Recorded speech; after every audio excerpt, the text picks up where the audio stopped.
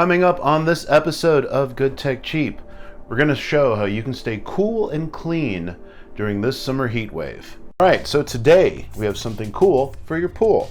See what I did there? You can thank me later. It is the Aper Seagull Pro Pool Vacuum. And we're going to unbox it and check it out right now.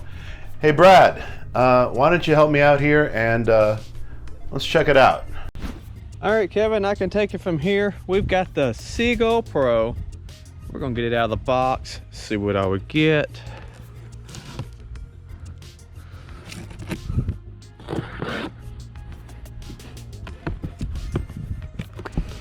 Right on top, we have some paperwork, a tips card. Then we have some nice packaging here with a cover, the rest of our paperwork, which would be our user manual. Right here we're going to have the charger and our retrieval hook. We'll get that out and see what that looks like. So it's got a massive charger that lets you know it's a serious vacuum. Then we have our retrieval hook.